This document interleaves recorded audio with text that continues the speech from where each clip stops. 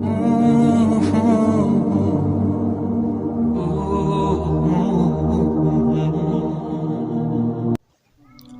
کی محبت کے علاوہ دنیا کی ہر محبت دکھ دیتی ہے۔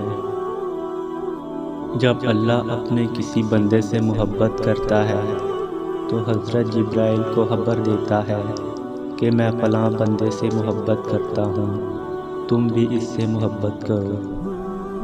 چنانچہ جبرائیل اس بندے سے محبت کرنے لگتے ہیں اور آسمانوں میں بتا دیتے ہیں کہ اللہ فلاں بندے سے محبت کرتے ہیں، تم بھی اس سے محبت کرو۔ وہ انسان آسمان والوں کا محبوب بن جاتا ہے، پھر یہ زمین پر اتار دی جاتی ہے۔ کوئی چیز اتنی شفاف نہیں جتنا شفاف وہ دل ہے جس میں اللہ کی محبت ہے۔ اگر تم اللہ کے ہاں اپنی حیثیت جاننا چاہتے ہو تو یہ دیکھو کہ اس نے تمہیں کس کام میں لگا رکھا ہے۔ نیت کتنی بھی اچھی ہو، دنیا تم کو تمہارے دکھاوے سے جانتی ہے، اور دکھاوا کتنا بھی اچھا ہو، اللہ تم کو تمہاری نیت سے جانتا ہے۔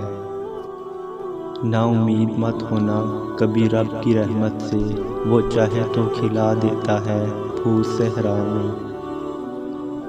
شکر ادا کرنے کی وجہ نہیں ڈھونڈنی چاہیے بلکہ عادت ڈالنی چاہیے، کیونکہ شکر گزار لوگوں سے اللہ بڑی محبت کرتا ہے۔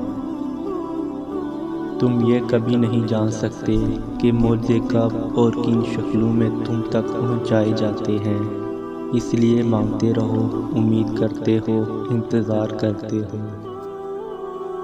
ابھی تمہیں لگ رہا ہوگا جیسے کوئی بھی چیز تمہیں خوش نہیں کر پائے گی، جسے اب کبھی بھی زندگی کی طرف دوبارہ لوٹ کر نہیں آؤ گے، مگر یہ حقیقت نہیں ہے۔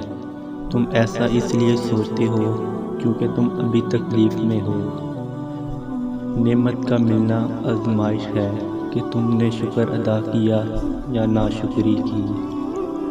انسان کا ماضی چاہے کتنا ہی گناہوں سے بھرا کیوں نہ ہو، اس کا مستقبل ابھی بالکل پاک ہے۔